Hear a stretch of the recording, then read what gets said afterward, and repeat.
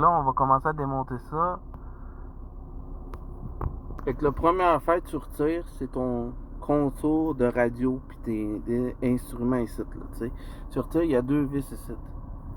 Je pense juste un ici. Un là, puis on va retirer ça aussi. Fait que derrière ce petit panneau-là, en fake fibre de carbone, il y en a un autre ici, vis. Fait qu'on est rendu à 3 là, à date. Un autre panneau ici, on retire ça, check de même, là. Tu mets ta main ici, that's it. Il y a une autre clip ici. En arrière, il y a au moins 3 vis là-dedans. 1, 2, 3 autres. Fait que rendu à cette étape-là, vous n'avez pas peur, là. Ouvrez la porte du char. On retire le fuse box, là, le panneau de fuse box ici. Puis là, on descend ça ici. Puis une coche. Sûrement qu'il y a une vis quelque part ici. En arrière. Oh. Fait que l'autre il se trouve en arrière de ça, là. Il est caché, on baisse ça un peu et voilà, il est ici. Fait que rendu à cette étape-là, d'habitude les autres chars sur la planète, là, tous les autres chars ils ont 2 vis ici, ok? Tous les autres chars, que ce soit de l'année ou d'il y a 20 ans, ils ont 2 vis ici. Pas ce Chrysler-là. Ça fait en sorte que ce dash-là, ce panneau-là, il est pas très solide. Mais c'est pas grave. Fait qu'il est grand temps de le retirer, ce panneau de plastique-là. On va vous le montrer en grand angle et c'est ça que ça donne. À partir d'ici, de la porte conducteur jusqu'au milieu du char quasiment. Ça dépasse même le milieu du char. Fait qu'on a ce panneau-là qu'il n'est pas là sur les modèles de base, que moi je l'ai installé ça vient sur les modèles un petit peu plus haut de gamme. Là. Ça montre la température puis ta consommation de gaz de carburant. Fait qu'on peut le retirer ça aussi. Il y a 2 vis en dessous. Mais je pense que tu peux le laisser connecter. Tu peux le laisser de même, juste déconnecter le câble qui est en arrière. Fait qu'on le retire ici. C'est surprenant qu'il y a aussi un petit... Fait qu'on retire ce panneau-là avec. Et voilà. C'est ça. On retire ça. Déploque ça en arrière. Oui, il est vraiment en arrière. Au bout là-bas, je suis là. Et voilà, ça c'est facile à enlever. Fait que là, on retire... Fait que mon panneau retiré, il me reste juste le cluster. Lui, c'est le fun, c'est genre une seule connexion, ok? Il n'y a pas plusieurs câbles en arrière, plusieurs connecteurs. D'habitude, d'autres chars, ils ont comme 4 connexions, 4-5 plugs différents sur le top en arrière. Lui, je fais juste dévisser, tu retires le panneau complet. C'est genre comment je pourrais dire ça? Une connexion en broche. En broche, c'est comme les jeux, les vidéocassettes sur les Sega, là, tu sais. Une genre de cassette. Tu l'insères, tu retires complet. Fait que là, c'est le temps que je le retire. Je peux laisser mon char runner de même avec l'air conditionné, il n'y a pas de trouble, ça affecte pas le char pantoute. On va regarder des coins ici. Fait que c'est 2 bolts en bas ici. Ok? 2 bolts en bas, puis un de chaque bord. Un ici, un là. Et après, on retire. Et voilà. Il n'y a pas de connexion en arrière, là. Tu le retires. T'as pas de câble à rien gosser, c'est facile. Tu fais juste baisser un peu ton steering et tu retires. C'est aussi simple que ça. C'est genre magnifiquement bien fait. On le fait passer en arrière du steering comme ça. Et voilà, ça sort. Check la connexion en arrière. En brosse. Et voilà. Clac, clac. C'est ça là. J'ai trouvé ça magnifique, cette connexion là, magnifique. J'avais d'autres chars avec plein de connexions en arrière ici. 1, 2, 3, 4 connexions. Puis il faut toutes aller retirer sans pouvoir retirer le cluster. Fait que cluster sur place, en arrière ici, il faut que tu rentres ta main là-dedans, puis enlever les connexions un par un ici. C'était l'enfer. Ça c'est facile, check-moi ça. Cette connexion-là, là, check-moi ça. Il faut remercier Chrysler pour... cette connexion-là, tu sais, c'est magnifique. J'adore. Fait que là, sur mon panneau ici, j'ai une petite protection qui sert à rien, là, en carton. Ici. Ça, c'est les ampoules individuelles, les ampoules 12 volts. D'habitude, ils ont ça pour éclairer le fond de tableau de bord, mais pas celui-ci. Les autres modèles, les 2004, ils ont ça pour éclairer. Ils ont des ampoules normales, individuelles. Comme ici, il y en a une qui manque, vous le voyez, là. Ils ont fait passer les câbles de l'inventeur à travers une des sorties qui était supposée être faite pour une des ampoules ici. Mettons, ça, c'est l'ampoule de la ABS. Fait que là, on se retrouve face à 6 vis Torx, ok? Torx avec celui qui a le shape d'une étoile de David, là, genre de... Tu comprends? Torx. Je sais pas si c'est un T30, T40, là. Fait que ça, c'est facile à stripper avec la tête du tournevis. Il faut faire attention de ne pas échapper, là, tu sais. Faut vraiment peser fort là-dedans, mais c'est pas si compliqué. Parce que, juste pour le fun, ici, ça aussi, là, c'est des Torx. Puis ça, c'est rough en joie le vert d'enlever eux autres. Ici, fait que mon élastique ici sur le top, il était lousse. Je voulais les enlever, puis c'est rough. Ces Torx là, c'est l'enfer. En arrière du steering ici, il y en a aussi. Pour enlever l'airbag, quand c'est le temps d'enlever le bout ici, c'est aussi 2 vis Torx ici qui sont là. Puis ça, c'est l'enfer. À chaque fois, tu vas stripper ton tournevis. Ça veut dire qu'à chaque fois que tu as une vis Torx, là, c'est sûr que tu vas le stripper. Fait qu'il te faut au moins 2 tournevis. Tu vas les scraper, c'est sûr. Fait que j'ai enlevé le carton, les 6 vis. Puis là, je me retrouve encore avec des Torx. Puis j'ai ça, ces hosties de vis-là. Les étoiles, là, tabarnak, les Torx de colis, c'est l'enfer. Ça, là, c'est l'enfer sur Terre, ça. Fait que, il y en a combien? Il y en a à peu près 8 là-dedans, là. Puis 2 après le connecteur, ici. Après avoir enlevé les Torx, ici, on a une câble, une connexion ici à retirer. Puis une autre ici pour l'affichage de l'écran numérique.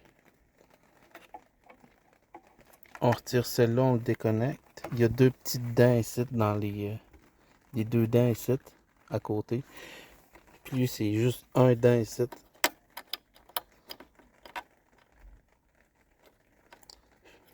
Fait qu'il faut faire attention à la polarité de tout ça. Mais de toute façon, il y a le connecteur ici, là, en plastique, on le voit. Les dents ici, là. Fait que ça, c'est pas grave. Il faut pas oublier que les jauges ici, là, les tachomètres, ils passent à travers les petits trous ici. Faut faire bien attention à pas... Faut faire attention avec les dents, les broches, là. Ici, là. Parce que le tachomètre, l'autre bord, là, tu sais, lui, il reste en place. Tu vois, qu'est-ce qui se passe? Il part en couille. Faudrait le faire descendre, là. Fait que là, je retire le panneau. Et voilà. Le circuit, là, comment je le... Et voilà. Ça, c'est les... Faut faire attention avec eux autres, ici. Fait que là, j'ai aussi quelques vis Torx ici à la façade, ok? Faut pas oublier. En arrière, c'est fait, puis à la façade aussi. Ça, il y en a 2 ici. 3, 4, 5, 6 ici à la façade. Fait qu'on peut enlever. Puis ça, on le remet jamais à l'envers. On le laisse de même parce que la poussière, il va rentrer par l'autre bord si tu le déposes à l'envers. Fait que tel quel, tu l'enlèves, tu le déposes quelque part. Fait que c'est ça ici le problème. Et voilà. En arrière de tout ça, ici, il se cache à peu près... le régulateur, il se trouve derrière ce panneau-là, qui n'est pas accessible par là. Fait qu'on va aller par ici. On fait juste soulever ça. Et voilà. Fait qu'on on va pouvoir voir le régulateur qui est vissé ici. Là. Le best, c'est de ne pas toucher aux aiguilles qui se trouvent en arrière de ces coils là. Okay? Ici, on voit qu'il y a la polarité à l'entrée, mais il n'y a pas de polarité aux sorties. Fait que peu importe de quelle façon tu le branches ou connexion lumineuse, le output, là, il n'y a pas vraiment de polarité, il n'y a pas de sens. Fait que négatif, positif, ici, c'est pas grave, mais ici, c'est grave. Fait que ça, c'est ce que j'ai acheté sur Internet. Ça, c'est le input, ça, c'est le output. Fait que je vais couper ici. Je vais brancher ces deux-là avec ces deux-là. Puis je vais garder la même connexion ici. Fait que je vais couper à partir de quelque part ici. Une petite incision au niveau du câblage ici. Fait que le problème ici, c'est qu'on se retrouve avec des petites Torx. Des Torx que j'en parle depuis une heure. Là. Ben là, ici, c'est encore des petites. Là. Fait que celui de tout à l'heure, il marche pas ici. Là, j'ai trouvé une petite tournevis qui va faire la job. Fait que ça, là, lifesaver. Ça ici. Alors, ce que j'ai pensé faire après avoir enlevé le régulateur original, c'est de faire une job de 3M parce que celui aftermarket ne va pas. Il est plus petit, fait que ça rentre pas ici. Fait qu'une job de bande collante à double surface, 3M, tu colles ça ici, entre les deux. Et j'appuie sur l'autre extrémité. Ça va faire la job. C'est bruyant ces astuces de régulateurs-là en plus. Quand tu actives tes lumières de parking, les feux de position, tu peux l'entendre ça derrière ton steering. Fait que là j'ai refait mes branchements ici avec des connexions bout à bout là. Bout à bout. Fait que là celle-là je le laisse filer, hein. Tu le connectes rien. Ça c'est le input. Ça c'est fait. J'en ai fait. Je les ai fait assez longs. Fait que là j'ai tapé ça ici. Je l'ai recouvert du tape électrique. La connexion. Fait que là, je vais passer ce câble-là à travers le petit trou du milieu. Fait que une fois viré, ça devrait avoir l'air d'être ceci. Ici, on a la connexion pour l'écran. Fait qu'en même temps, là, si vous avez des ampoules qui sont finies, c'est le temps de les remplacer parce que j'avais dit au début de la vidéo qu'il y avait à peu près 5-6 là. Ben, il y en a bien plus que ça. Ben, il y en a à peu près 3-4 pour éliminer le cluster. Les autres alentours, c'est juste pour les warnings, tu sais. Fait que ce cluster-là n'est pas équipé du système de stabilité, mais il y a la lumière de l'ABS.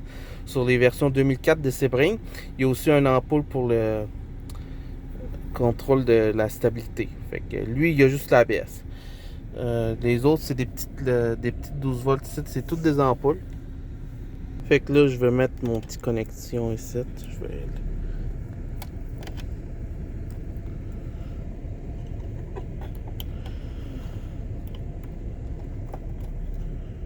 Et voilà. That's it. Lui, c'est l'écran. Et voilà. Fait que j'ai mis les vis, les Torx. Faut pas oublier le tape isolant. C'est toujours un petit sécurité de plus, un petit safety. Tape électrique. Tu le sonnes de même ici. Puis là, on va mettre le wood panel shit. Ça, c'est la protection la plus merdique que j'ai jamais vue. Là. Ça sert à rien. Un carton aussi. Stampé Chrysler. Avec des vis. On glisse derrière le steering le cluster. Puis on va le virer rendu au milieu. Après, ici, on va le virer. Puis là, oh boy, c'est parti pour un tour. Fait que là, j'ai attendu toute la journée avant de tester ça, vu qu'on voyait rien pendant le jour. Fait que là, je vais l'allumer. Puis j'espère que je vais être satisfait du résultat parce que mon régulateur, il est plus petit que celui que j'ai enlevé d'origine. Fait que je suis pas sûr si c'est assez puissant pour allumer tout ça. Parce que dépendamment du régulateur, ils peuvent allumer plus fort ou moins fort ton cluster. Fait qu'on va voir. Ok, j'ai hâte. Ouais. C'est pas très fort. Au moins, il allume, là. Le jour, on voyait rien. Je sais pas si ça fit avec l'intensité des sites. Et que là, j'ai oublié de le dire dans la vidéo. Ce régulateur-là, là, contrairement à celui d'origine, on n'entend absolument rien. Fait que ça fait ma journée parce que je me demandais c'est quoi qui faisait du bruit. Je pensais que c'était la radio, mais non. Des fois, la radio, ça grinche, là. Ça dépend quel poste écoute ou l'intensité de la fréquence de la radio. Mais celle-là, le régulateur ici, là, c'est silencieux à mort. Il est plus petit que celui d'origine, mais en tout cas, il fait la job. Il monte bien. Il est pas très fort, mais il fait la job. C'est mieux que rien, tu sais.